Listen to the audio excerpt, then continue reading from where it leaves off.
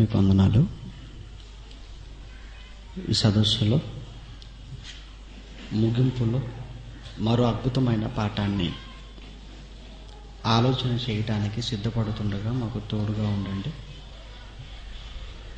మీ మాటలు విన్న వారంగా విని విడిచిపెట్టక అనేకులకు మీ మాటలను ప్రకటించి మీ చిత్తాన్ని నెరవేర్చి మీరున్న పరలోకానికి చేరుకునే భాగ్యాన్ని మాకు అనుగ్రహించమని కోరుతూ క్రీస్తు నామాన్ని ప్రార్థనలకు సమర్పిస్తున్నాము తండ్రి. ఆమేన్. ప్రియమైన దేవుని పిల్లలారా, మరి ఈ సదస్సుకు ఏర్పాటు చేయబడిన మరో పాఠం, ఎవరు ఇశ్రాయేలీలు, ఎవరు క్రైస్తవులు. ఇది ఒక ప్రాథమిక పాఠం అని చెప్పాలి. అనగా ప్రారంభంలో నేర్చుకోవలసిన పాఠము. ఈరోజు ఇశ్రాయేలీలు, క్రైస్తవులు, ఈ రెండింటి మధ్య మరి తేడా తెలియక, బైబిల్పై అవగాహన లేక కొంతమంది వారు మోసపోయి మరికొంతమందిని మోసగిస్తున్న ఒక భయంకర పరిస్థితి క్రైస్తవ్యం మధ్య నెలకొల్పారు. అందుకే ఈరోజు అనేకులను కాపాడాలి, సత్యం వైపు మళ్లించాలి, సత్యంలో స్థిరపరచాలి, ప్రతి ఒక్కరిని పరలోకానికి చేరువ చేయాలన్న ఒక సదుద్దేశంతో, ఉన్నతమైన ఆశయంతోనే ఈరోజు Bible open university India international ఉంది అని చెప్పటానికి గర్వపడుతున్నాం. చాలామంది బైబిల్ ఓపెన్ యూనివర్సిటీ గురించి రకరకాల తప్పుడు అభిప్రాయాలతో ఉన్నారు. ప్రియమైన దేవుని వారలారా, Bible open university India international అంటే ప్రపంచంలో బైబిల్ గురించి ఎవరూ చెప్పనంత ఉన్నతంగా చెప్పేది బైబిల్ ఓపెన్ యూనివర్సిటీ అంటే. క్రీస్తు గురించి, బైబిల్ గురించి, దేవుని గురించి తప్పుగా మాట్లాడిన ఏ ఒక్కరిని విడిచిపెట్టక ప్రతి ఒక్కరిని ప్రజా వేదికపై నిలదీస్తూ ముందుకు వెళుతున్నదే బైబిల్ ఓపెన్ యూనివర్సిటీ అంటే. కనుక బైబిల్పై అవగాహన లేక ఏవో బైబిల్లో అక్కడక్కడ కొన్ని మాటలు నేర్చుకొని వారు మోసపోయి అనేక మందిని మోసగించటానికి సాతాను ఏర్పరుచుకున్న ఒక సమాజం, అదే ఇజ్రాయేలీలు కాకపోయినను ఇజ్రాయెల్ను చెప్పుకుంటున్న సమాజం.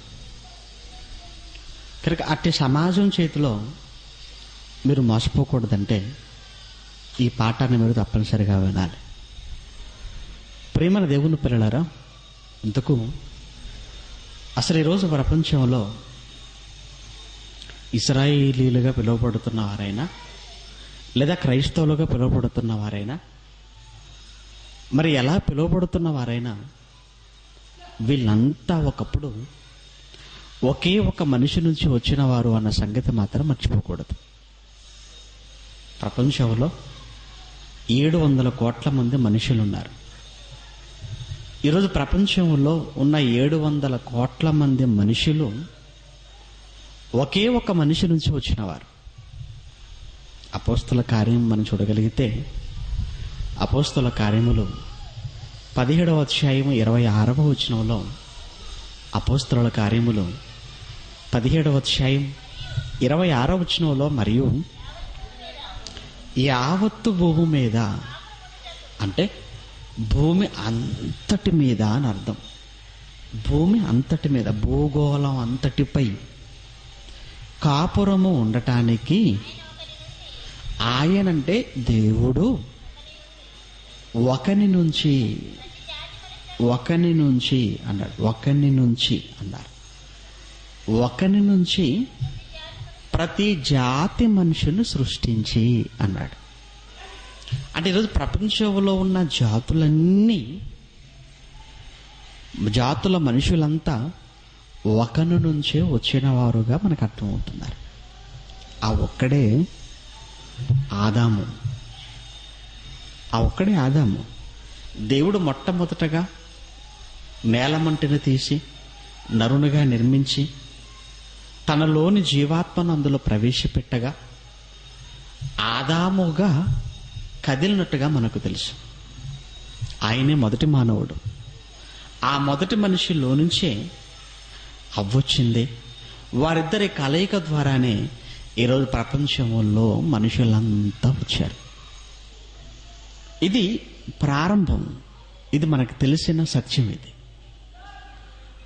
అయితే ఆ తర్వాత కాలంలో మనుషులంతా కూడా మరి విస్తరించటం,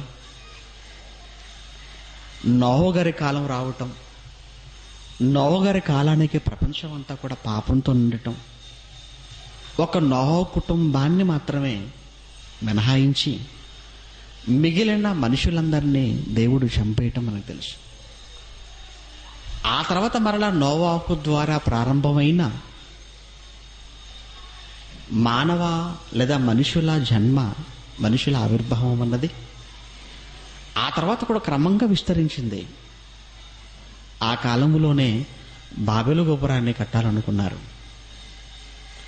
అలా బాబెలు గోపురాన్ని కట్టిన వేళ దేవుడు దాన్ని పడగొట్టడం తెలుసు. ఆ పడగొట్టిన ఆ తర్వాతలోనే మనుషులందరూ కూడా ఆయా ప్రాంతాలకు చెదిరిపోవటం అన్నది జరిగింది. మనుషులందరూ కూడా ఆయా ప్రాంతాలకు చెదిరిపోయారు. అంటే ఒక చోట ఉన్నవారు ఆయా దేశాలకు చెదిరిపోయారు అన్నది మనకు అర్థమైంది. ఇక ఇజ్రాయేలు గురించినటువంటి విషయంలోకి మనం ముందుగా ప్రవేశించగలిగితే, ఇంతకు మరి ఇజ్రాయేలీలు ఎక్కడి నుంచి వచ్చారు? ఇజ్రాయేలులకైనా మూలం ఆదామే. ఈరోజు క్రైస్తవులకైనా మూలం ఆదామే. అయితే ఇందులో ప్రత్యేకించి మరి ఇజ్రాయేలీలుగా పిలువబడుతున్న వీరు ఎక్కడి వారు, ఎలా ఇజ్రాయేలీలుగా వీళ్ళు మారారు? ఈరోజు వీళ్ళు క్రైస్తవులుగా పిలువబడుతున్న మనం ఎలా క్రైస్తవులం అయ్యాం? ఈ రోజుకి ఇజ్రాయేలీలుగా పిలువబడుతున్న లేదా ఒకనాడు బైబిల్లో చెప్పబడిన ఇజ్రాయేలీలు వీళ్ళ మూలమేంటో కూడా మనకు తెలియాలి. ఇలా ముందు ఇజ్రాయేలులను గురించినటువంటి వివరణలోనికి మనం వెళ్ళగలిగితే, ప్రియులారా, మొట్టమొదట దేవుడు అబ్రహాము గారిని మరి ఏర్పాటు చేసుకున్నట్టుగా మనం చూస్తుంటాం. నోహు తర్వాత కాలంలో దేవుడు అబ్రహామును ఏర్పాటు చేసుకుంటాడు. అబ్రహాము భక్తుడిగా తెలుసు, నీతిమంతుడిగా కనబడుతున్నాడు. అలా కల్దీ దేశంలో ఊరనే పట్టణానికి చెందిన వాడే ఈ అబ్రహాము గారు. దేవుడు అబ్రహాముకు ప్రత్యక్షమవటం, అబ్రహామును దేవుడు బయటికి రమ్మనటం, మరో మాట మాట్లాడకుండా అబ్రహాము తన భార్యను వెంట పెట్టుకుని సమస్తంతో ఆ ఊరనే పట్టణము నుంచి బయలుదేరటం, ఆ తర్వాత దేవుడు అబ్రహామును మరి ఒక రోజున అబ్రహాముకు మాట ఇవ్వటం, అబ్రహాము పిల్లలు లేరన్న బాధతో ఉన్నావు కదా, లేదు నీకు ఆ బాధ అవసరం లేదు, ఒక్కసారి బయటకు వచ్చేయి, ఒక్కసారి ఆకాశాన్ని చూడు, ఆకాశంలో నక్షత్రం నువ్వు లెక్కించగలవా అన్నాడు. లేదు ప్రభువా అన్నాడు. ఇదిగో నీ సంతానాన్ని కూడా అలా చేస్తానన్నాడు. అదేంటి ప్రభువా, నాకు అసలు పిల్లలు లేరు కదా. లేదు, నీకు ఇసుక రేణువులంతగా, ఆకాశంలో నక్షత్రం వల్లంతగా సంతానాన్ని నేను ఆశీర్వదించబోతున్నాను అన్నాడు. ఆ తర్వాత అతనికి ఇచ్చిన మాట, దేవుడు అతనికి చేసిన వాగ్దానం ఏదైతే ఉందో ఆ వాగ్దానం తర్వాత పుట్టిన వాడే ఇస్సాకు. అతనే వాగ్దాన పుత్రుడుగా మనకు తెలుసు, ఇస్సాకు. ఇక ఇస్సాకు ఒక్కడే అబ్రహాముకు, కానీ ఇస్సాకు గర్భాన పుట్టిన వారు మాత్రం ఇద్దరు. అబ్రహాముకు పుట్టింది ఒక్కడే ఇస్సాకు, కానీ ఇస్సాకుకు పుట్టిన వారు మాత్రం ఇద్దరు. అందులో పెద్దవాడు ఏశావు అయితే చిన్నవాడు యాకోబు. ఇక వీరిద్దరిని గురించి మనం ఆలోచించగలిగితే ఇద్దరులో ఒకడేమో భ్రష్టుడు, మరొకడేమో మోసగాడు. భ్రష్టుడు ఎవరా భ్రష్టుడు? అతనే ఏశావు. ఎందుకు భ్రష్టుడు? ఆఫ్టర్ ఆల్ ఒక పూట భోజనం కోసం తనకు రావలసిన జ్యేష్ఠత్వాన్ని పన్నంగా పెట్టాడు. ఆఫ్టర్ ఆల్ ఒక్క పూట తిండి, ఒకే ఒక్క పూట తిండి కోసం తన జ్యేష్ఠత్వాన్ని అమ్ముకున్న ఒక దౌర్భాగ్యుడే ఏశావు చరిత్రలో మిగిలిపోయాడండి. అలా ఎందుకంటే ఏశావు గురించి రాయకుండా మాట చదువుతున్నప్పుడండి అసహ్యం అనిపించేస్తుంటుందండి. ఇలాంటి వాళ్ళు కూడా ఉంటారా అని. హెబ్రీ పత్రిక 12 మీరు చూడగలిగితే, హెబ్రీ పత్రిక 12వ అధ్యాయం 16వ వచనంలో చూసారండి, ఎన్ని పూటలట? ఒకే ఒక్క పూట అండి, అంతే. చూసారా, ఒకే ఒక్క పూట అండి. ఒక పూట కూటి కొరకు, ఒక పూట కూటి కొరకు తన జ్యేష్ఠత్వపు హక్కును అమ్మివేసిన ఏశావు వంటి భ్రష్టుడైనను వ్యభిచారి అని. చూసారు ఎట్ట తిడుతున్నాడు వాడు? భ్రష్టుడు, వ్యభిచారి.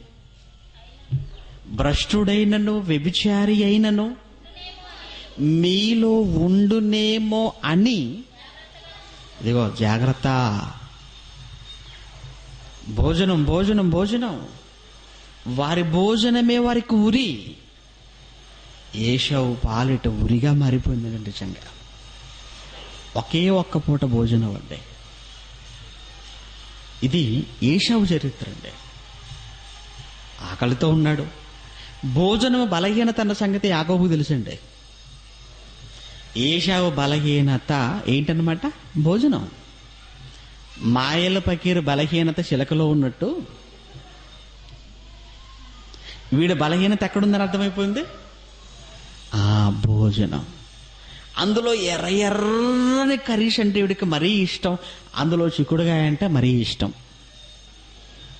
చూసారా, ఏదో మాంసం కూడా కాదండి, బొత్తిగా నాన్ వెజ్ కూడా కాదు, బొత్తిగా వెజిటేరియన్కే. శాకాహార భోజనం.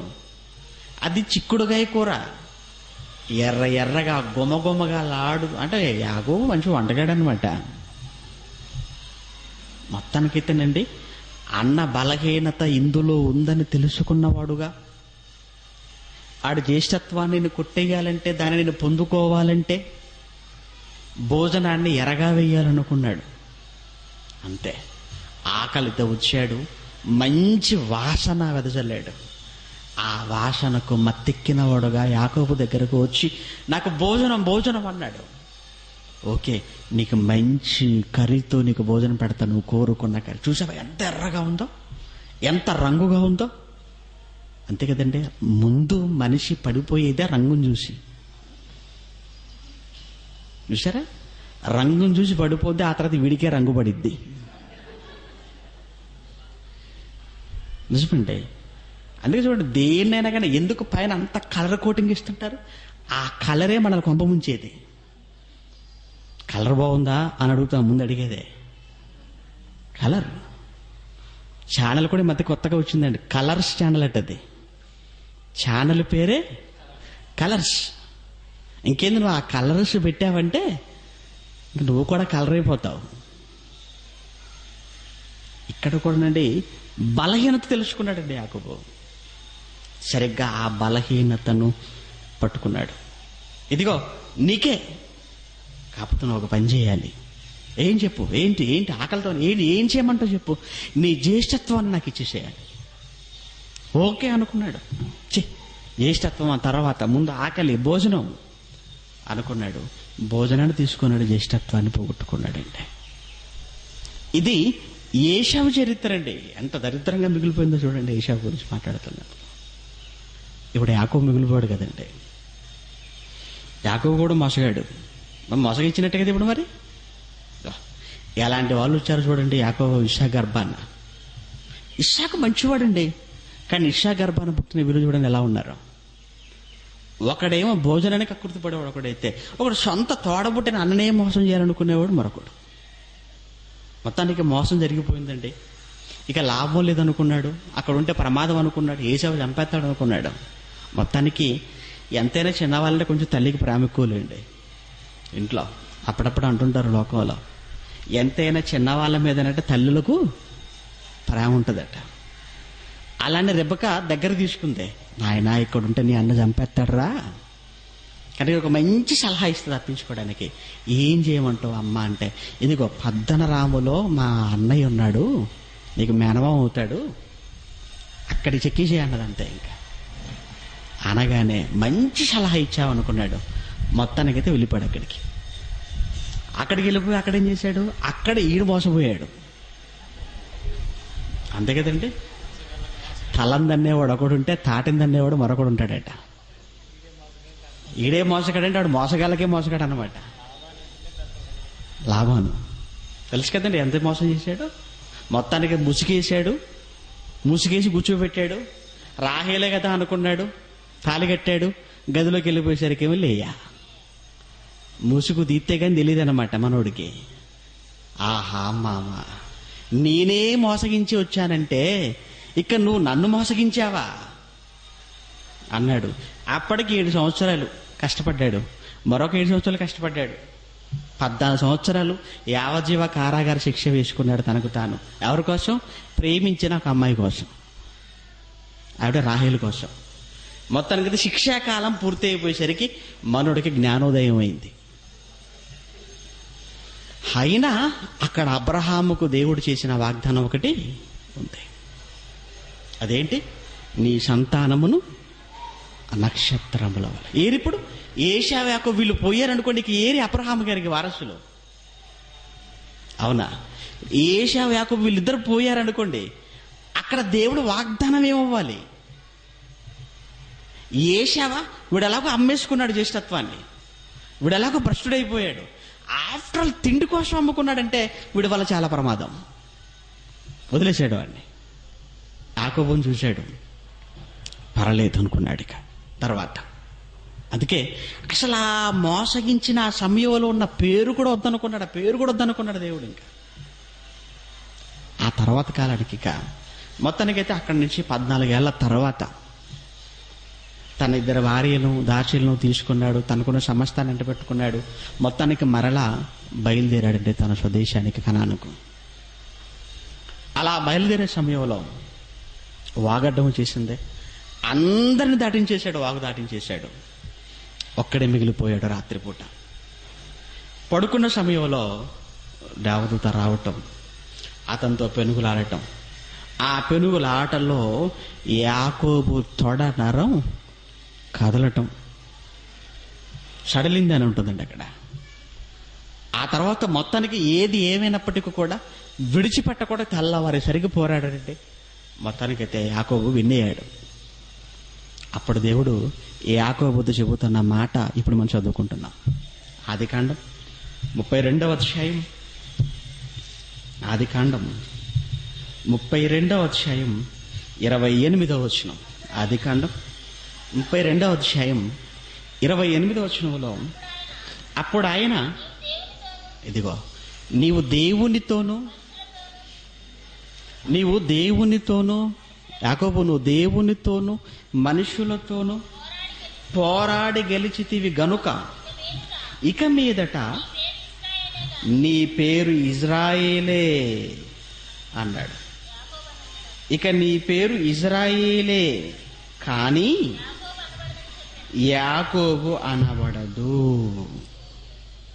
ఇక నీ పేరు ఇజ్రాయేలే అంటే అసలు ఇజ్రాయేల్ అన్న పేరు ప్రప్రథమంగా మనకి ఎక్కడ కనబడుతుందో చెప్పటానికి ఇదంతా మీకు చెప్పాల్సి వచ్చింది. ఎవరు ఇజ్రాయేలు తెలియాలంటే అసలు ఇజ్రాయేల్ అన్న పదం ఎక్కడ ప్రారంభమైంది, ఇజ్రాయేల్ అన్న ఈ పేరు ఎక్కడ ప్రస్తావించబడింది మొట్టమొదటగా బైబిల్లో అన్నది మీకు తెలియాలని ఇక్కడ దాకా మిమ్మల్ని తీసుకొచ్చాడు. ఇప్పుడు అంటే ఇజ్రాయేల్ అన్న ఈ పదం లేదా ఇజ్రాయేల్ అన్న ఈ పేరు ప్రప్రథమంగా ఎక్కడ మనం చూస్తుంటామంటే ఇదిగో ఆదికాండం 32:28. అప్పటి వరకు మీరు వెనకకు మీరు వెళ్ళగలిగితే ఎక్కడ అసలు ఇజ్రాయేల్ అన్న పదం పేరే లేదు.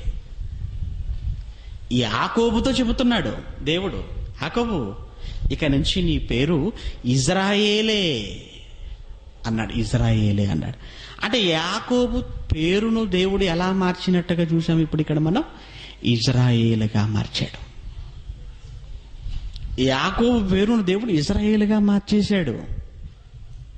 ఓకే, ఇప్పుడు ఇజ్రాయేలు అంటే ఎవరన్నమాట? యాకోబు, లేదా యాకోబు అంటేనే ఇజ్రాయేలు.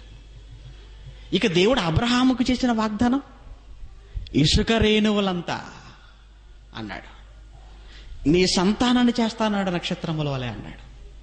ఇప్పుడు ఈ యాకోబు లేదా ఈ ఇజ్రాయేలు గర్భాన 12 మంది కుమారులు పుట్టారు.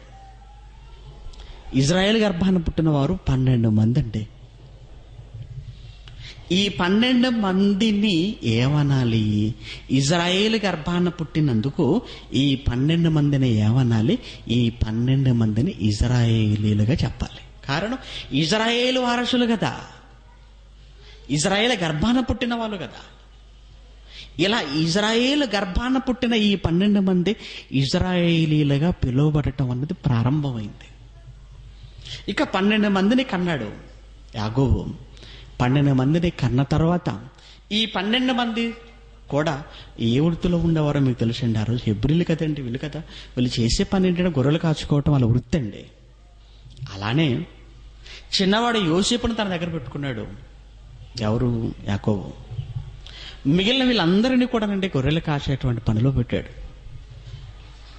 ఇక ఈ యొక్క అన్నలు యోసేపు అన్నలంతా కూడా గొర్రెలు కాచుకునేటువంటి పనిలో ఉన్న వేళ తన దగ్గర ఉన్నటువంటి యోసేపును పిలిచి యాకోబు మరి అన్నలకు సంబంధించిన క్షేమ సమాచారాలు తెలుసుకోవటం కోసం అప్పుడప్పుడు వారికి అవసరమైనది యోసేపు చేత ఇచ్చి పంపించేవాడు.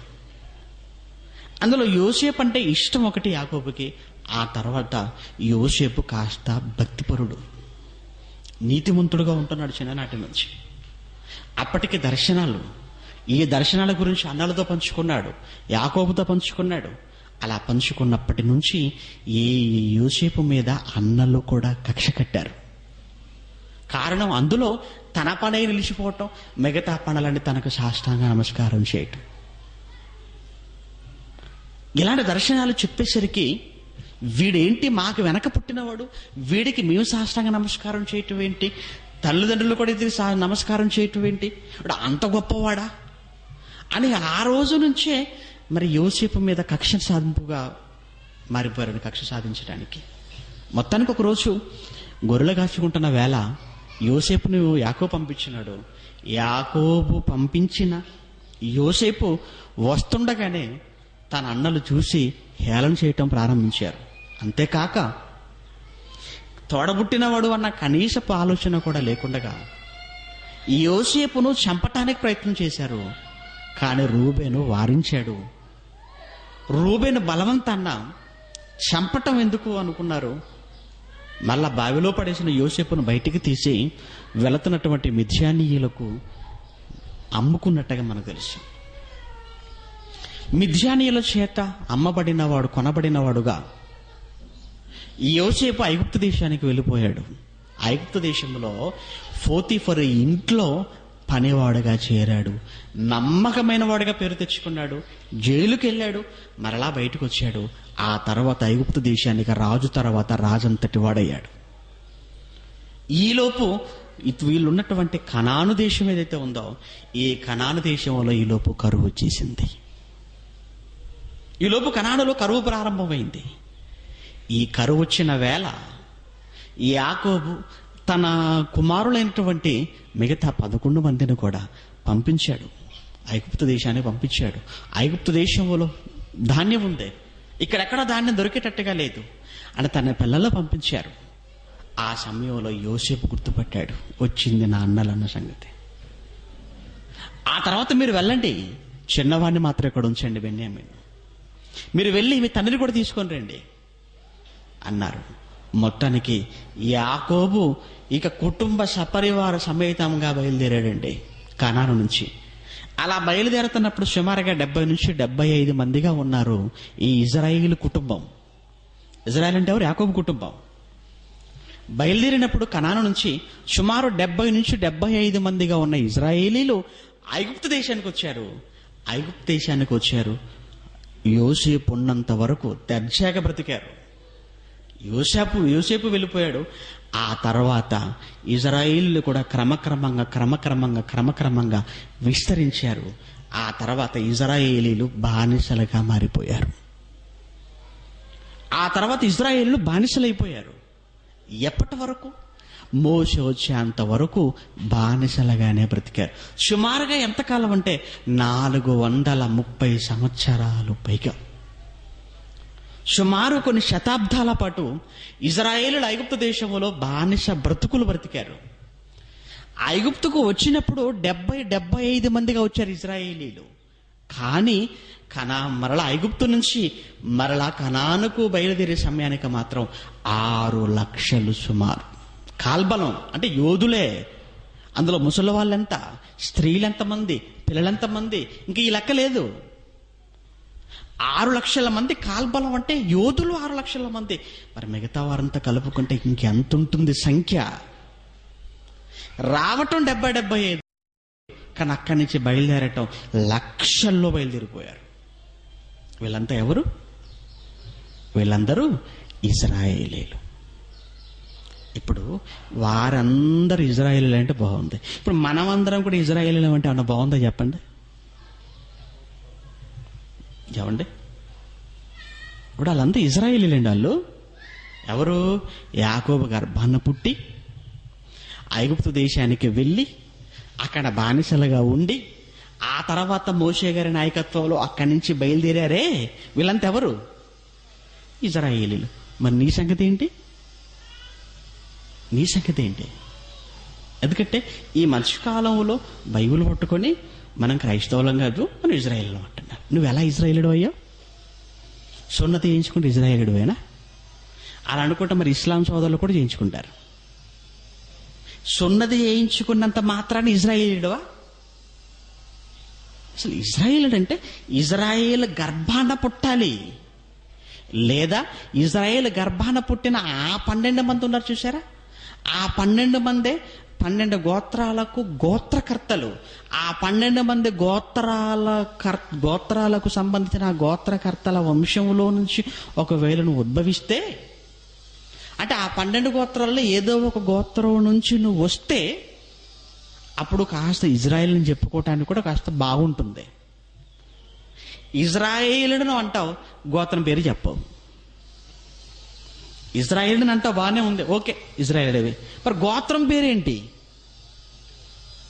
గోత్రం పేరేంటి? ఇప్పుడు మీరు ఇజ్రాయేల్ దగ్గరికి వెళ్ళి మీరు ఎవరిని అడిగినా కానీ గోత్రం పేరు చెప్పుకుంటారు. ఆ రోజుల్లో కూడా ఇజ్రాయేలీలుగా కనానుకు వచ్చి స్థిరపడిన తర్వాత కూడా వాళ్ళకు గోత్రాలు ఉన్నాయి. దేవుడు ధర్మశాస్త్రాన్ని ఇస్తున్నప్పుడు కూడా గోత్రాల వారిగా చెప్పాడు. పరిపాలన కూడా గోత్రాల వారిగా సాగినట్టుగా మనకు తెలుసు. అటువంటిప్పుడు ఇప్పుడు నువ్వు ఇజ్రాయేలుడు నువ్వు అన్నవంటే ఇప్పుడు 12 గోత్రాలలో నీది ఏ గోత్రము? రూబేను గోత్రమా? షిమ్యోను గోత్రమా? లేవి గోత్రమా? యూదా గోత్రమా? ఇశ్శాఖారా? జెబూలూనా? నఫ్తాలా? గాదువా? గాడిదనా? ఏది? ఏ గోత్రం? ఏ గోత్రము లేదంటావా? అయితే ఇజ్రాయేల్ అని చెప్పుకోవటం మానే. నాకు గోత్రం ఉందంటావా? అయితే ఇజ్రాయేలుడివి. గోత్రం లేనప్పుడు నువ్వు ఇజ్రాయేలుడివు కావు. అయినా ఒకవేళ ఇజ్రాయేల్ అని చెప్పుకోవాలంటే రెండవదిగా ఎవరు చెప్పుకుంటూ బాగుంటుంది? ఆ ఇజ్రాయేల్ దేశంలో పుట్టి పెరిగితే ఇజ్రాయేల్ అని చెప్పుకుంటూ బాగుంటుంది. రెండవ ఆప్షన్ అనమాట అది. ఈరోజు భారతదేశంలో పుట్టాం కనుక మనం అంతా ఏమనుకుంటున్నాం? భారతీయులు. పాకిస్తాన్లో పుట్టిన కనుక పాకిస్తాన్, అమెరికాలో పుట్టితే అమెరికన్, జపాన్లో పుట్టిన కనుక జపనీస్ అంటారు వాళ్ళని, చైనాలో పుడితే చైనీస్ అంటారు. నువ్వు భారతదేశంలో పుట్టి ఎవరినని చెప్తున్నావు? ఇజ్రాయేల్ అని చెప్పుకుంటున్నావు. అసలు ఇజ్రాయేలుడు అయితే మొదటగా ఇజ్రాయేల్ దేశంలో పుట్టాలి. పోనీ అలా పుట్టలేదు. అలా పుట్టినప్పుడు కనీసం ఆ 12 గోత్రాల్లో నుంచి ఏదో ఒక గోత్రం నుంచి అయినా నువ్వు వచ్చి ఉండాలి. ఎలా ఇజ్రాయేలుడు అయ్యే అవకాశం లేదు. ఇలా కూడా కానప్పుడు నువ్వు ఎలా ఇజ్రాయేలీడు అంటే పుట్టిన ప్రాంతాన్ని బట్టి ఇజ్రాయేలుడు అయ్యే అవకాశం లేదు. అలానే వచ్చిన గోత్రం కూడా ఇజ్రాయేల్ గోత్రాలలో గోత్రానికి సంబంధించింది కాదు. వచ్చిన గోత్రము కాదు, పుట్టిన దేశము కాదు. అటువంటప్పుడు నువ్వు ఎలా ఇజ్రాయేలీడవు? ఇకపోతే ఇజ్రాయేలీలు మొత్తానికైతే లక్షలుగా ఆ తర్వాత ఒక దేశంగా వాళ్ళంతా కూడా బ్రతకటం మనం చూస్తుంటామండి. ఇజ్రాయేలీలుగా దేవుడు ఆ తర్వాత వారిని పాలుతెనలు ప్రవహించే దేశానికి తీసుకొచ్చాడు. అక్కడ వారిని స్థిరపరిచాడు. వారి మధ్యకు ప్రవక్తలను పంపించాడు, న్యాయాధిపతులను.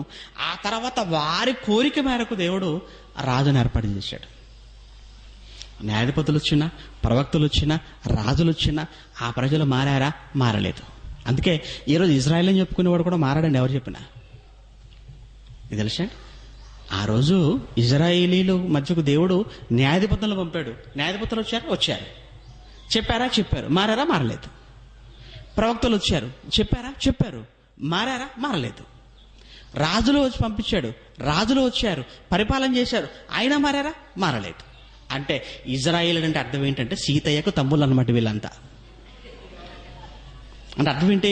సీతయ్య ఎవడి మాట వినట్టు ఇజ్రాయేలులు కూడా మేము ఎవ్వరి మాట వినం.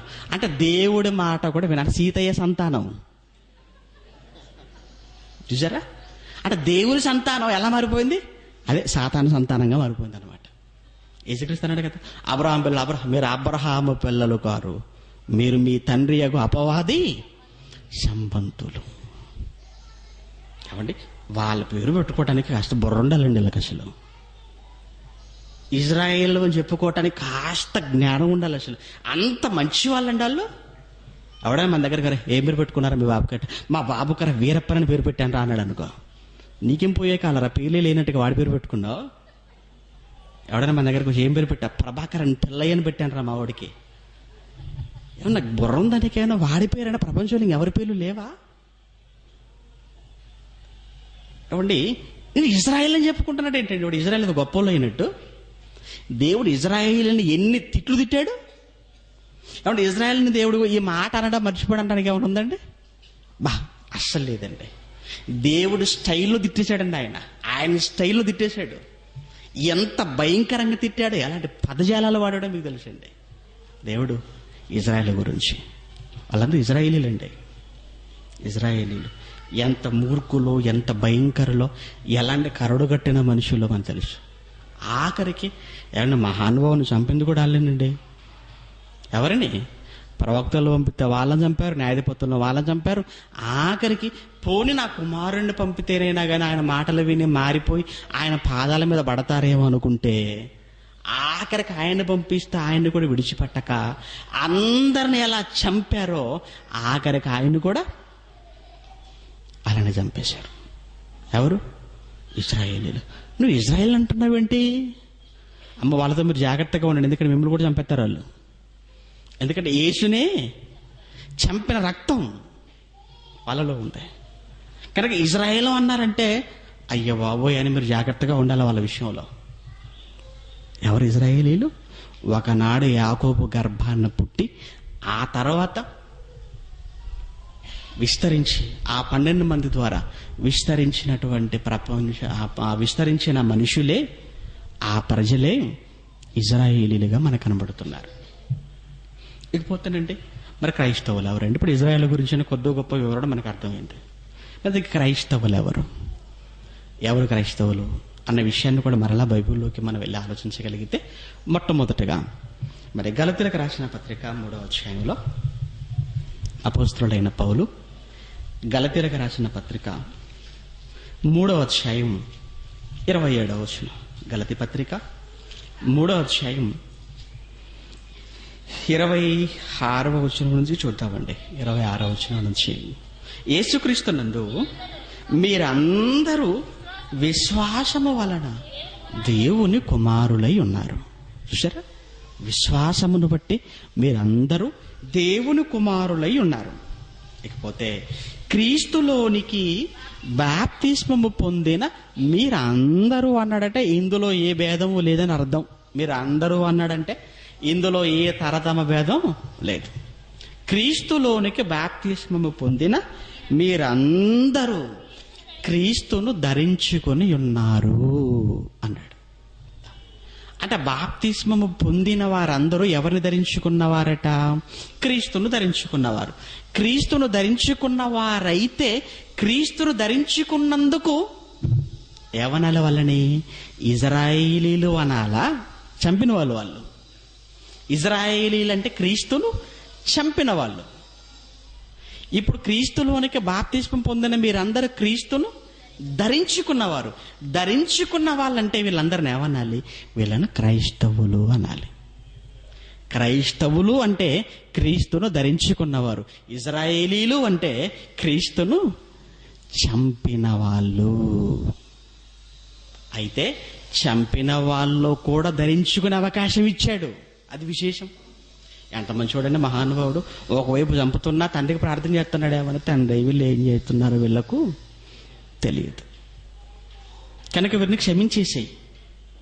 అంటే ఒకనాడు తన మీద ఉమ్మి వేస్తున్నా, కొరడా దెబ్బలతో కొడుతున్నా, తలపై కిరీటం పెట్టినా, వీపుపై శిలువ మ్రాను మోపినా, పిడిగుద్దులు గుద్దుతున్నా, యెరూషలేము వీధుల్లో నడిపిస్తూ ఆఖరికి గొలగతో కొండపైకి తీసుకొని వెళ్ళి శిలువపై పడుకోబెట్టి కాళ్ళల్లో చేతుల్లో మేకులు దింపుతున్నా ఆయన అంటున్న మాట, తండ్రి వీళ్ళు ఏం చేయుచున్నారో ఇశ్రాయేలీయులు యూదులు వీళ్ళకు తెలియదు కనుక వీరిని క్షమించు అన్నాడు. చంపిన వాళ్ళే, కానీ చంపిన వాళ్ళను కూడా క్షమించి ఎంత మంచి మనసు చూడండి అయింది. ఎంత మంచి మనసు అండి మహానుభావుడిది. అందుకే చంపిన వారు కూడా ఏమండి మరలా ఆయన్ని ధరించుకునే అవకాశాన్ని ఇచ్చాడు. ఆయన చంపిన వారికి కూడా ఆయనను నమ్ముకునే అవకాశం ఇచ్చాడు ఆయన. అంటే మనం క్షమించగలవండి? అంత గొప్ప మనసు ఉందంటారు మనకు. మన గురించి ఏదో అంటేనే అన్నాడని తెలిసినప్పటి నుంచి మన చూపుల్లో తేడా కనబడుతుంటుంది. మనల్ని ఏదో అన్నాడని మనకు డైరెక్ట్గా మనం వినకపోయినా ఎవరో చెప్పారని తెలియగానే అప్పటి నుంచే మన చూపులు మారిపోతుంటాయి, మన మాటలు మారిపోతుంటాయి, మన పడులే మారిపోతుంటాయి. వాళ్ళ విషయంలో చీమను చూసినట్టు చూస్తుంటారు, ఎప్పుడు నమ్మలేద్దామన్నట్టు చూస్తుంటారు, కాళ్ళ కింది తొక్కేస్తే బాగుండు అనుకుంటుంటాం, కానీ ప్రమాదంగా తొక్కితే అందుకే ఊకుంటున్నాం. ఏదైనా ప్రభుత్వం కాసేపు మీ ఇష్ట వచ్చి చంపండి అన్న ప్రభుత్వం పర్మిషన్ ఇచ్చింది అనుకోండి, మిగులుతారండి ఎవరైనా? అసలు ఎవరే మిగలరండి. ప్రభుకు భయపడా ప్రభుత్వానికి భయపడి చేయట్లేదు ఈ పని. ప్రభుత్వానికి భయపడి చేయట్లేదు లేండి. ప్రభువుకు భయపడే వాళ్ళైతే అసలు ఆలోచనే రాదు. ఆయన మన ప్రభువు చూసారా, ఒకవైపు చంపుతున్నారు, ఆయన క్షమించేయమన్నాడు. వారికి కూడా అవకాశం ఇచ్చాడు. మరలా రండి క్షమించేస్తాను, ఇదిగో నిన్న కారుస్తున్న రక్తంలో కడిగేసుకొని మీ పాపాలను క్షమించబడిపోతాయి, నన్ను నమ్మండి, మరలా మీకు పరలోకాన్ని ఇచ్చేస్తాను. ఇజ్రాయేలుతో మాట్లాడుతున్నాడు, అందరికీ అన్నాడండి. అందుకే ఇక్కడ పౌలు గారు ఈ మాట చెప్తున్నాడు. ఆయన ఏమని 27వ వచనంలో, ఇదిగో క్రీస్తులోనికి బాప్తిస్మము పొందిన మీరందరూ క్రీస్తును ధరించుకొని ఉన్నారు. ఇక ఇందులో యూదుడని గాని, యూదుడు అంటే అర్థం ఏంటంటే ఇజ్రాయేలుల 12 గోత్రాలు ఇది ఒక గోత్రం తెలుసా. యూదుడు అంటే ఇజ్రాయేలులో ఉన్న 12 గోత్రాలలో యూదా అనేది కూడా ఒక గోత్రం. ఇక్కడ యూదా అన్నాడంటే, యూదుడు అని అన్నాడంటే అన్ని వచ్చేసాయి అందులోకి. అంటే ఇజ్రాయేలుడని, ఇజ్రాయేలుడు అంటేనే ఇంకా అన్ని గోత్రాలు, యూదుడు అంటే వీళ్ళు ఇజ్రాయేల్లో ఒక భాగం కనుక ఇందులో ఏ జాతి, ఇజ్రాయేల్ అనేది ఒక జాతి, యూదా అనేది ఒక జాతి కనుక ఇందులో ఇక జాతి భేదం ఏమీ లేదు. ఇందులో జాతి ఏమి లేదు. ఇంకా ఇందులో బాప్తిస్మం పొందుకోవటంలో కానీ పొందిన తర్వాత కానీ పొందే విషయంలో జాతి భేదం లేదు, పొందిన తర్వాత కూడా మరలా ఇక జాతి ఏమీ లేదంటే. కానీ మనకు పొందే ముందు ఉంటుంది, పొందిన తర్వాత కూడా ఉంటుంది. ఇంకా పొందే ముందు ఉంటుంది, పొందే ముందు కూడా ఉంటుందండి. చాలా మందికి ఉండదు. ఏంటి అబ్బో మనకు కులం అంటే ఎంత పట్టింపండి లేదేంటి, మనోడేనా అంటారు. ఏంటో మరి మనోడేనన్న మాటకు అర్థం. అంటే మనోడేనా అంటే మనిషేనానా? కాదులేండి. అంటే మన కులం వాడేనా? ఏ వచ్చింది ఇప్పుడు మన కులం అయితే ₹1,00,000 ఏమైనా ఇస్తాడా నీకు? పని ₹1,00,00,000 ఏమైనా ఇస్తాడా? ఏమైంది? ఎందుకు అంటే అదొక ఫీలింగ్ అండి, అది సైకలాజికల్గా. మనోడు అయ్యాడంటే చాలండి, ఇంకా ఆకాశంలో తేలిపోతుంటారు. మరి వాడి వీడికి పెట్టేది ఏమి లేదు, వీడు వాడికి ఇచ్చేది ఏమి ఉండదు. అయినా మన కులం అంటే ఎందుకో చెప్పుకోలేని ఆనందం అవుతుంటుంది అందరికీ. చెప్పుకోలేని ఆనందం. వస్తాడా? వచ్చేది ఎవరో? ఇంతకీ 2, 3 వచ్చేది వాడు? వచ్చేవాడు 2వ వాడా 3వ వాడా? ఏంటి 2, 3 అంటే? 2 అంటే మాలోడా అని, అంటే మాలో వాడా అని. 3 అంటే మాదిగా, అంటే మాకు దిగువవాడా అని. ఏం అర్థాలు, మీనింగులు ఏంటంటే పొందక ముందు ఉండకూడదు, అది పొందిన తర్వాత అస్సలు ఉండకూడదు, అస్సలు ఉండకూడదు.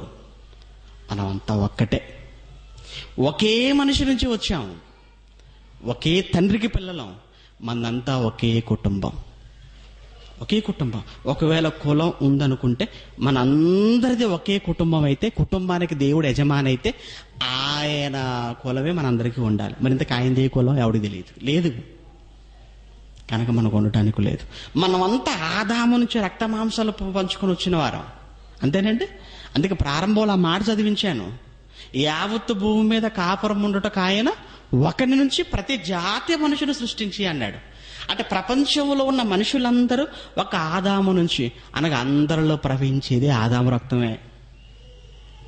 అలాంటప్పుడు కులం అంటే ఆదామును బట్టి రావాలి మనకు. ఆదాముది ఏ కులం అయితే ప్రపంచంలో అందరిది అదే కులం. మరి ఆదాముది ఏ కులం ఎవరికి తెలుసు? లేదు. కనుక అసలు ఇందులోకి వచ్చిన తర్వాత ఇక అసలు కులం అనేది ఉండకూడదండి. ఎంత దరిద్రం అంటేనండి, రాయలసీమ ఆ ప్రాంతాలకు వెళ్ళిపోతానండి, సంఘాలు కూడా కులాల పేరుతో పెట్టుకుంటున్నారండి. ఇప్పటివరకంటే సెయింట్ జాన్ చర్చ్ అని చూసాం, సెయింట్ పీటర్స్ అని చూసాం, ఏదో బైబిల్లో ఉన్న వ్యక్తుల పేర్లు పెట్టుకున్నారు సంఘాలకు ఇప్పటి వరకు. కానీ ఇప్పుడు ఏకంగా వాళ్ళ కులాల పేరే సంఘాలు తొలగించేస్తున్నారు.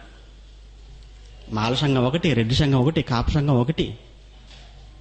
ఏంటండి ఇవన్నీ? తప్పండి. ఇక బైబిల్ని బట్టి ఈ మాటలు మీకు బాగా అర్థం అవ్వాలి, అందుకే చదివిస్తున్నాను. ఇక్కడ ఏమంటున్నాడంటే, క్రీస్తు యేసులోనికి బాప్తిస్మము పొందిన మీరందరూ అన్నాడు. అందరూ క్రీస్తును ధరించుకొని ఉన్నారు. ఎందులో ఇక క్రీస్తును ధరించుకున్న వారిలో, ఇందులో యూదుడని, గ్రీసు దేశస్థుడంటే ఇదేంటి? ప్రాంతీయ తత్వం. గ్రీసు అంటే దేశం కదండి అది. అంటే ఇందులో ఇక ప్రాంతీయ తత్వాలకు తావులేదు. వచ్చేవాడు తెలంగాణ వాడా, ఆంధ్రవాడా, రాయలసీమ వాడా, మహారాష్ట్రవాడా, ఎవరైతే నీకేంటి, ఎవరైతే నీకేంటి. అంటే ఇంకా ఇలా ఆలోచిస్తున్నామంటానండి, ఇంకా మన మనసు మారలేదని మీకు అర్థం అవ్వాలి. ఎలా మనం ఆలోచిస్తున్నామంటే మనం మారినట్టుగా నటిస్తున్నామే తప్ప ఒరిజినల్గా మనం మారలేదు. కనుక ఇప్పుడు మార్పు ఎవరికి అవసరం? ముందు మనకే అవసరం, ఆ తర్వాత ఎదుటివాడిని మారవనాలి. నువ్వే మారకుండా ఎదుటివాడిని మారు అంటే నువ్వెలా మారంటే నటిస్తున్నావు, వాడుకు నీ ముందు ఎలా నటిస్తాడు? అర్థమైందా? నిజంగా నీలో మార్పు వస్తే నువ్వు చెప్పే మాటలే ఎదుటివాడలో మార్పును తీసుకొస్తాయి. నువ్వు నటించేవాడవైతే నీ మాటలు కూడా ఎదుటివాడిలో నటించటానికి ఉపయోగపడతాయి తప్ప వాడు యథార్థంగా జీవించటానికి ఉపయోగపడవు నీ మాటలు. నిజం. ఇందులో యూదుడని, గ్రీసు దేశస్థుడని భేదం లేదు, దాసుడని, స్వతంత్రుడని, స్త్రీ అని, పురుషుడని భేదమే లేదు అన్నాడు. యేసుక్రీస్తునందు మీరందరూ ఏకము అన్నాడండి. యేసుక్రీస్తునందు మనం అంతా ఒకటి, క్రీస్తును బట్టి మనం అంతా ఒకటైపోయాం. అవును, క్రీస్తులోకి రాకముందు ఎక్కడెక్కడో ఉన్నాం, ఏ జాతుల్లో ఉన్నాం, ఏ కులాలలో ఉన్నాం, కానీ క్రీస్తును బట్టి మనం అంతా ఇప్పుడు ఒకటయ్యాం. క్రీస్తును బట్టి ఒకటయ్యాం కనుక నువ్వు ఎవరంటే నువ్వేమని చెప్పాలి? ఇప్పుడు క్రైస్తవుడు నువ్వు అని చెప్పు. నేను ఇంకా ఇజ్రాయెల్ అని చెబుతున్నావంటే నీకు ఇంకా జాతి పిచ్చి పోలేదన్నమాట. క్రీస్తును బట్టి ఒక్కటైన మనం క్రైస్తవులు అని చెప్పుకోవటానికి బదులు ఇజ్రాయెల్ పేరు చెప్పుకుంటున్నారేంటి? ఇజ్రాయెల్ పేరు చెప్పుకుంటున్నావు ఏంటంటే ఇప్పుడు మనమంతా స్వచ్ఛంగా మనం క్రైస్తవులు అండి. మనమంతా అందుకే అపోస్తుల కార్యములు 11వ అధ్యాయంలో చూడండి, అంతియోకయలో ఉన్న వారి విషయంలో పరిశుద్ధాత్మ దేవుడు రాయించిన మాట 11వ అధ్యాయం అపోస్తుల కార్యములు 11వ అధ్యాయం 26వ వచనం అండి. వారు కలిసి పౌలు బర్నబాలండి, వారు కలిసి 1 సంవత్సరం అంతయు ఒక సంఘముగా ఉండి బహుజనులకు వాక్యమును బోధించిరి. ఇక మొట్టమొదట అంతియోకయలో ఉన్నవారు ఇజ్రాయేలీలు అనబడిరి అంటం లేదు. మొట్టమొదట అంతియోకయలో ఉన్నవారు క్రైస్తవులు అనబడిరి. ఎవరి క్రైస్తవులు? క్రీస్తును నమ్మిన వారు. సంఘం అన్నాడు ఇక్కడ, చూసారా? సంఘం. ఎవరు ఇంతకి సంఘం? ఎవరైతే క్రీస్తు రక్తములో కడగబడతారో వారే సంఘం, వారే క్రీస్తు సంఘం, వారే నిజమైన సంఘం, వారే క్రైస్తవులు అన్నాడు. అందుకే వారంతయు మొట్టమొదట అంతియోకయలో శిష్యులు క్రైస్తవులు అనబడిరి. అప్పటి వరకు శిష్యులు క్రీస్తు శిష్యులుగా పిలువబడ్డారు. కానీ ఆ రోజు ఆ పట్టణంలో ఉన్న వారందరూ కూడా క్రైస్తవులుగా పిలువబడ్డారు. ఇంకా మరొక మాట కూడా మీరు చూడగలిగితే అపోస్తల కార్యములు 26వ అధ్యాయములో కూడా ఏమన్నా అగ్రిప్పరాజు పౌలు గారితో అంటున్న మాట అండి. పౌలు గారు అగ్రిప్పతో మాట్లాడుతున్నాడండి. 27వ వచనంలో, అగ్రిప్పరాజా, తమరు ప్రవక్తలను నమ్ముచున్నారా అని అడుగుతున్నాడండి అగ్రిప్పరాజును. ఏమంటే అగ్రిప్ప రాజంతటి వాడినే ఎలా సందిగ్ధంలో పడేశాడు చూడండి ఇక్కడ పౌలు గారు. అంటే పౌలు గారు మాట్లాడితేనండి ఎంతటి వారైనా కానీ పడిపోవాల్సిందే వలలో. చూసారా? సమాధానం లేదండి. అమ్మ బాబాయ్, రాజంతటి ఆడనైనా నన్నే నువ్వు మార్చాలనుకుంటున్నావంటే నీ మేధస్సు చిన్నది కాదయ్యా పౌలు. అంటే క్రైస్తవుడు మాట్లాడితే ఎంతటి అధికారంలో ఉన్నవాడైనా కానీ నోరెల్లబెట్టవలసిందే మన భాషలో. అంటే మన మాటలు అంత గొప్పగా ఉండాలండి క్రైస్తవుడుగా. దృష్టిపెట్టి ఈరోజు బైబిల్ యూనివర్సిటీలో ఉన్న ఎవరు మాట్లాడుతున్నా అందరూ ఆశ్చర్యపోవలసిందే, అందరూ విస్మయం పొందవలసిందే. యేసుక్రీస్తు 12వ ఏట దేవాలయములు, యెరూషలేము దేవాలయములు శాస్త్రుల పరిచయుల మధ్య కూర్చొని ఆయన మాట్లాడుతున్న ఆ మాటలకండి ఏమండి పెద్దలు, శాస్త్రులు, పరిచయులు, ప్రధాన యాజకులు అందరూ విస్మయం పొందారని అక్కడ రాయబడుతుందండి. విస్మయం అంటే ఆశ్చర్యపడ్డారట. ఏంటి 12 ఏళ్ల వయసులో ఈ పిల్లవాడు మాట్లాడుతున్న మాటలేంటి? మాకు తల పండినా ఇప్పుడు ఇలాంటి మాటలు మేము ఉండలేదు, ముసలి వాళ్ళం అయిపోయాం, ఏ రోజు ఈ సంగతులు మేము ఆలోచించలేదు అని 12 ఏళ్ల వయసులో యేసు మాట్లాడుతున్న మాటలకు ఆ రోజు విస్మయం పొందారు. అదే యేసును ధరించుకున్న వారంగా క్రైస్తవులంగా ఈరోజు మనం సమాజంలో మాట్లాడుతున్న మాటలకు ఈరోజు సమాజము కూడా విస్తుపోవాలి. క్రైస్తవుడు నువ్వు మాట్లాడితే సమాజం ఆశ్చర్యపోవాలి. వింటున్న వారిని ఆశ్చర్యచకితులు చేసే, వింటున్న వారిని ఆలోచనలో పెట్టే, వింటున్న వారిని విస్మయం చేసేటువంటి బోధ క్రైస్తవుడుగా నువ్వు చేయాలి. అందుకే ఆ రోజు యేసుక్రీస్తు మాట్లాడతాం, జనులందరూ కూడా బహుగా ఆశ్చర్యపడ్డారని చదువుకుంటామండి. ఆయన ప్రసంగాలు వింటున్నప్పుడు, యేసుక్రీస్తు ప్రసంగాలు విన్న ప్రజలు బహుగా ఆశ్చర్యపడ్డారట. మరి కనీసం మనం మాట్లాడుతుంటే బహుగా అవసరం లేదు, కనీసం ఆశ్చర్యపడుతున్నారా? ఆశ్చర్యపడటమా పోడా ఎప్పుడు ముగిస్తాడు అన్నట్టుగా ఉంటుంది వాళ్ళకి. అదే ఆశ్చర్యం. వీడు ఇంకా ముగించడం లేదేంటండి? అలా ఉందంటే నీ బోధ కాదు, నీ బోధ మార్చుకోవాలన్నమాట. విసుగు తెప్పిస్తుంది అంటే నువ్వు బోధ మార్చుకోవాలి. ఆలోచింప చేస్తుంది అంటే వెరీ గుడ్, ట్రాక్లో ఉన్నావని అర్థం, సత్యంలో ఉన్నావని అర్థం. ఇక్కడ చూసా ఏమంటారు? అగ్రిప్పరాజా, తమ ప్రవక్తలు నమ్ముచున్నారని నేను ఎరుగుదును. మీరు చెప్పలేకపోతున్నారు, రాజు కదా సమాధానం చెప్తే అక్కడ లోకమైపోతాను అని మీరు అనుకుంటున్నారులేండి. నాకు అర్థమైపోయింది ఏమని, మీరు నమ్ముచున్నారు అని. అందుకు ఆయన అంటున్నాడు, అయ్యో పౌలు, అలాంటి ప్రశ్న వేసావయ్యా, ఇంత సులభముగా నన్ను క్రైస్తవుని చేయజూచుచున్నావా? అబ్బా, నన్ను ఇంత సులభంగా ఇజ్రాయేల్ని చేయజూచుచున్నావా అంటలే. ఇజ్రాయేల్ అనటం సులువు, క్రైస్తవుడు అవడమే కష్టం. ఏముందండి, ఇజ్రాయేల్ దేశంలో పుట్టి ఇజ్రాయేల్ అని చెప్పుకోవచ్చు, లేదా ఆ 12 గోత్రాల్లో ఏదో ఒక గోత్రంలో పుట్టినా ఇజ్రాయేల్గా చెప్పుకోవచ్చు. కానీ క్రైస్తవుడు అవ్వాలంటే వాక్యాన్ని వినాలి, విన్నదాన్ని విశ్వసించాలి, విశ్వసించిన ప్రకారంగా బాప్తిస్మాన్ని పొందుకోవాలి. అప్పుడు కానీ అతను క్రైస్తవుడు అవలేడు. అంటే ఇజ్రాయేలుడిగా పిలువబట్టం సులువా, క్రైస్తవుడుగా మారటం, క్రైస్తవుడుగా బ్రతకటం కష్టం. అంటే క్రైస్తవుడుగా మారటం కష్టం, క్రైస్తవుడుగా బ్రతకటం కూడా కష్టం. ఇజ్రాయేలీలుగా చెప్పుకోవటం సులువు, ఇజ్రాయేలుగా బ్రతకటం కూడా సులువే. అందుకేనండి సులువుగా ఉన్నదని ఎంచుకుంటాడు మనిషి ఎప్పుడు కూడా ఏ పని చేసినా కానీ సులువుగా ఉండాలనుకుంటాడు.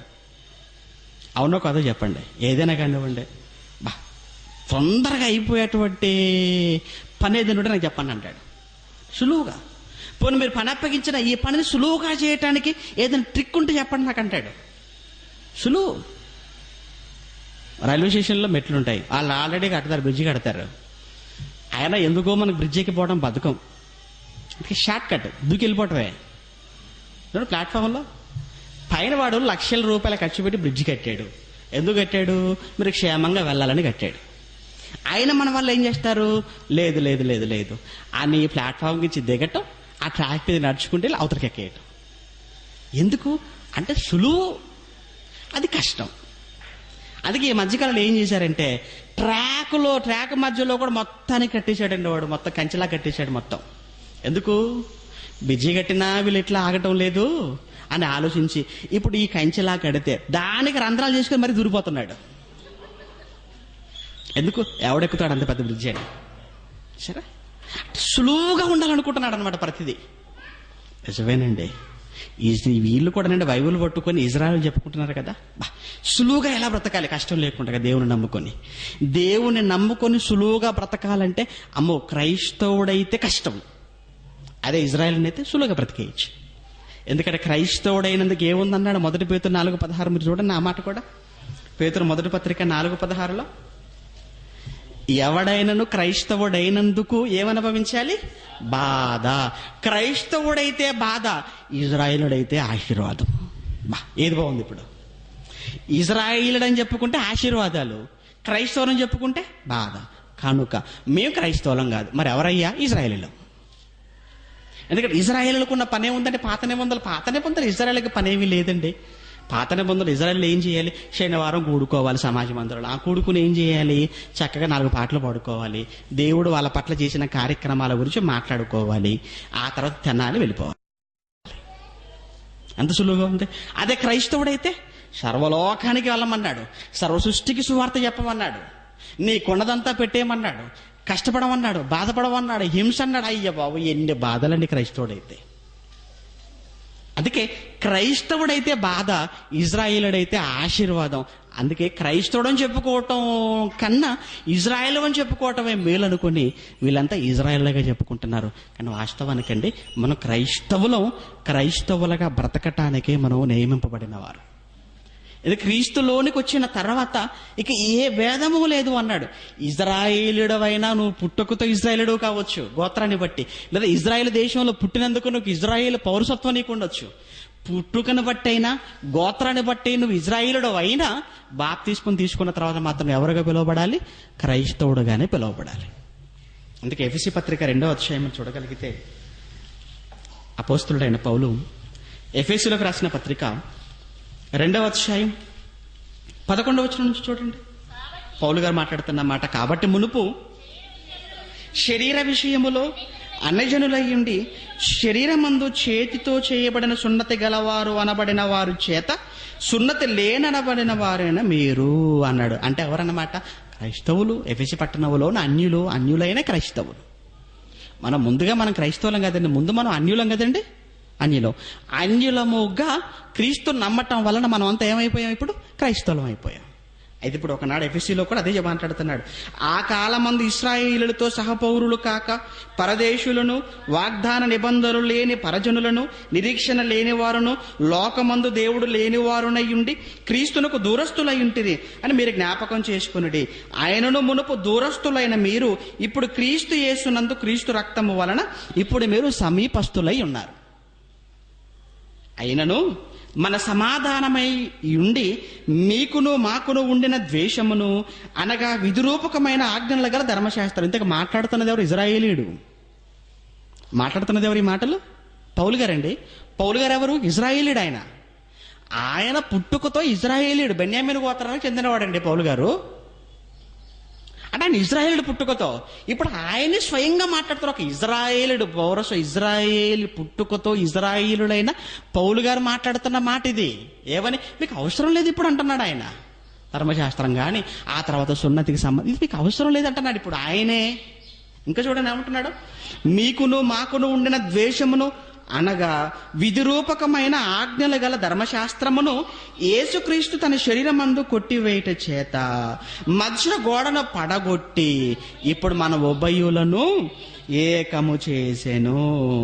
ఇట్లు సంధి చేయుచు ఈ ఇద్దరిని అనగా అన్యులైన మిమ్ములను ఇజ్రాయేలీలైన మమ్ములను, ఈ ఇద్దరిని సంధి చేయుచు తన యందు ఒక్క నూతన పురుషునిగా సృష్టించి ఏంటి అది? క్రీస్తుగా, క్రీస్తు యందు లేదా క్రైస్తవులుగా అని ఆ ఒక్క నూతన పురుషునిగా సృష్టించి తన శిలువ వలన ఆ ద్వేషమును సంహరించి దాని ద్వారా వీరిద్దరిని ఇప్పుడు ఏక శరీరముగా చేశాను. దేవునితో సమాధానపరచవలనని ఇలాగు చేసిన గనక ఆయనే మనకు సమాధానకారకుడనై ఉన్నాడు అన్నాడు.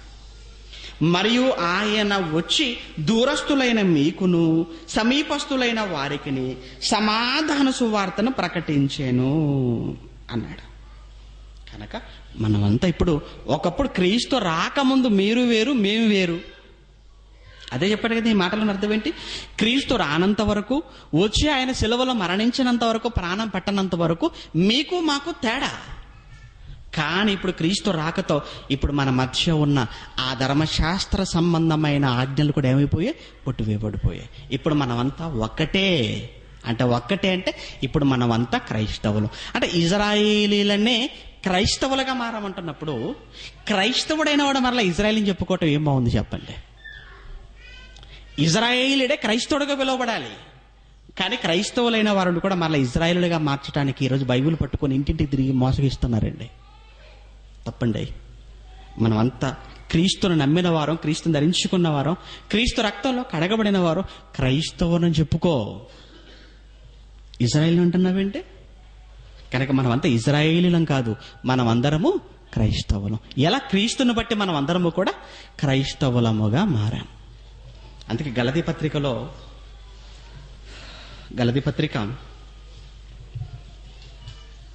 5వ అధ్యాయం 1వ వచనాన్ని మీరు చూడగలిగితే, ఈ స్వాతంత్రమును అనుగ్రహించి క్రీస్తు మనలను స్వతంత్రులుగా చేసి ఉన్నాడు. కాబట్టి మీరు స్థిరముగా నిలిచి మరలా దాస్యమను కాడి క్రింద మీరు చిక్కుకొనకుడి. క్రీస్తు స్వాతంత్రం ఇచ్చాడు, మరలా మీరు ఇజ్రాయేల్లో చెప్పుకొని మరలా ఎందుకు ఆ దాస్యం కిందకి మీరు వెళ్ళిపోతున్నారు? చూడుడి, మీరు సున్నతి పొందిన ఎడల క్రీస్తు వలన మీకు ప్రయోజనమేమీ కలగదు. చూసారా? సున్నతి అంటున్నారా? పొందుకోండి, కానీ పొందుకోవటం వల్ల మీకు క్రీస్తు వల్ల మీకు ప్రయోజనం అయితే ఏమీ లేదు అని చెప్పి అదే అధ్యాయం 10వ వచనానికి వచ్చేసరికి ఏమంటున్నారు చూడండి. ఇదిగో, మీరు ఎంత మాత్రమును వేరుగా ఆలోచింపరని ప్రభువునందు మిమ్మను గూర్చి నేను రూఢిగా నమ్ముకొనుచున్నాను. గలతీలో ఉన్న వారులారా, మీ మధ్యకు అబద్ధ బోధలు వచ్చేసాయి. అందుకే మొదటి అధ్యాయంలో మాట్లాడితే అంటాడు కదా, భిన్నమైన సువార్త తట్టుకు మీరు ఇంత త్వరగా తిరిగి చూడుట నేను చూస్తే నాకు ఏమవుతుందన్నాడు? ఆశ్చర్యం. దయచేసి అలా మీరు అవ్వకండి. నేను ప్రకటించే ఈ సువార్తగాక పరలోకం నుండి ఒక దూత వచ్చి చెప్పినా, ఎవ్వరు వచ్చి చెప్పినా మీరు నమ్మటానికి వీల్లేదు అంటాడండి. గలతీ పత్రిక మొదటి అధ్యాయం అంతా కూడా అలా మాట్లాడుతూ 5వ అధ్యాయం 10వ వచనానికి రాగానే చెప్తున్నాడు అనమాట. వాళ్ళని మరలా కాస్త బలపరుస్తూ, మీరు ఎంత మాత్రం వేరుగా ఆలోచింపరని ప్రభువును గూర్చి మిమ్మల్ని నమ్ముచున్నాలే, అయినను మిమ్మును కలవరపెట్టుచున్నవాడు ఎవడైనను వాడు తగిన శిక్షను భరించు. మిమ్మల్ని కలవరపెట్టువాడు ఎవడైనా సరే, లేదు మనమంతా ఇజ్రాయేలీలం, మరలా ధర్మశాస్త్రం క్రిందికి వెళ్ళిపోవాలి, కనుక ఆజ్ఞలు మరలా మనం పాటించవలసిందే, విశ్రాంతి దినాన్ని ఆచరించవలసిందే అని ఒకవేళ ఎవడైనా మీ మధ్యకు వచ్చి మిమ్మల్ని కలవరపెడితే వాడు శిక్ష తప్పనిసరిగా భరించును అన్నాడు. కనుక క్రైస్తవునని చెప్పుకో వద్దు, ఇజ్రాయేలీలం కాదు. ఇజ్రాయేలీలనే ఎలా మారిపోమన్నట్టు ఇప్పుడు క్రైస్తవులుగా మారమన్నాడు.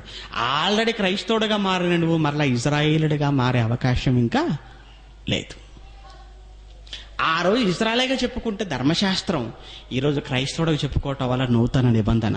ఆ రోజు ఇశ్రాయేలీయుడు కేవలము శనివారం కూడుకుంటూ సరిపోయేది, కానీ ఈరోజు క్రైస్తవుడిగా నువ్వు సర్వలోకమునకు వెళ్ళి సర్వసృష్టికి ప్రకటించాలి. ఆ రోజు ఇశ్రాయేలుగా చెప్పుకుంటున్న వారికి శరీర సంబంధమైన ఎన్నో ఆశీర్వాదాలు దేవుడు అనుగ్రహించాడు. ఈరోజు క్రైస్తవుడిగా నీకు మాత్రం పర సంబంధమైన ఆశీర్వాదాన్ని దేవుడు నీకు ఇస్తానన్నాడు, పరలోకాన్ని నీకు ఇస్తానన్నాడు. ఎన్ని విషయాల్లో తేడా ఉందో మీరు ఆలోచించండి. ఆనాడు శరీర సంబంధమైన ఇశ్రాయేలులకు వాగ్దత్త దేశముగా కానాను ఇస్తానన్నాడు, కానీ ఈరోజు క్రైస్తవులంగా దేవుడు మనకి ఇస్తానన్నది కానాను లాంటి భూభాగం కాదు, పరలోకాన్ని దేవుడు మనకి ఇస్తానన్నాడు క్రైస్తవుడుగా. అంటే అన్ని విషయాల్లో మనకు తేడా కనపడుతుందండి ఇశ్రాయేలులకు క్రైస్తవులకు. మరలా నిన్ను ఇశ్రాయేలుల కిందికి తీసుకెళ్లిపోతున్నాడు అంటే ఇక క్రీస్తు రావటంలో ఉద్దేశం ఏంటి, నూతన నిబంధన ఇవ్వటంలో ఉద్దేశం ఏంటి? ఆయన చెప్పిన మాటలకు అర్థమే ఉంది. కనుక ఎవరు ఇజ్రాయేలు, ఎవరు క్రైస్తవులు? ఒకనాడే యాకోబు గర్భాన పుట్టిన వారు మాత్రమే ఇజ్రాయేలీలు. ఈరోజు క్రీస్తు నమ్మిన వాడు ఇజ్రాయేలుడైనా, యూదుడైనా, ఇంక ఏ దేశపు వాడైనా, ఎవరైనా క్రీస్తు నమ్మిన తర్వాత అందరూ కూడా క్రైస్తవులుగా పిలువబడవలసిందే. మనమంతా క్రైస్తవులం, క్రీస్తు ధరించుకున్న వారు, క్రీస్తుని సమాజానికి చూపించవలసిన వారు, క్రీస్తులా బ్రతకవలసిన వారు, క్రీస్తు నా మహాలోకానికి మనమంతా చేరవలసిన వారు. మనమంతా క్రైస్తవులం. ఓకే, ప్రార్థన చేసుకుందాం.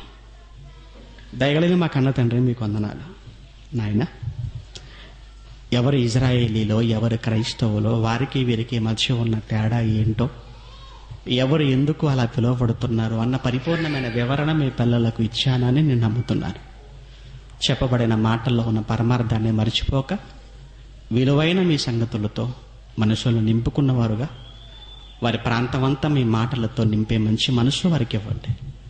ఈ జరుగుతున్న ఈ కార్యక్రమానికి, జరగబోయే కార్యక్రమానికి ఎందరు మీ పిల్లలు తమ ఆర్థిక సహాయాన్ని అందించారో వారందరినీ పేరు పేరున దీవించి ఆశీర్వదించి, ఇంకనూ నాయన ఈ కోదాడ పట్టణంలో మీ మహాజ్ఞానాన్ని విరివిగా వెదజల్లగలిగే భాగ్యాన్ని మాకు అనుగ్రహించండి. మరి కోదాడ పట్టణమే కాక పరిసర ప్రాంతాలలో మీ సేవలో ఉంటున్న సేవకులు ఎందరో వచ్చారు ఈ సెమినార్కు. వచ్చారంటే నాయన మంచి మనసు కలిగిన వారు కనుకనే వచ్చారని మనం నమ్ముతున్నాం.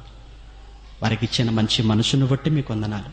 వారి సంఘాలను, వారి పరిచర్యను జ్ఞాపకం చేసుకుని దినదిన ప్రవర్ధమానముగా వర్ధిల్లింపచేసి అనేకులకు మీ రాజ్య సువార్తను ప్రకటించి అనేకులను కాపాడగలిగే భాగ్యాన్ని వారికి ఇవ్వండి. మీ చిత్తం అయితే ప్రాణాలతో ఉంటే నాయన మరో నెలలో కలుసుకుని మరికొన్ని అద్భుతమైన సంగతులు మాట్లాడుకునే వరకు మమ్మల్ని అందరినీ మీ కాపుదల్లో ఉంచి కాపాడతారని నమ్ముతూ క్రీస్తు నామాన్ని ప్రార్థన మీకు సమర్పిస్తున్నాము తండ్రి. ఆమేన్. మన తండ్రైన దేవుని ప్రేమ, కుమారుడైన యేసుక్రీస్తుల వారి కృప, పరిశుద్ధాత్మని యొక్క అన్యోన్య సహవాసం ఇప్పుడు ఎల్లప్పుడు సదాకాలం మనందరికీ తోడైన నడిపించును గాక. ఆమేన్.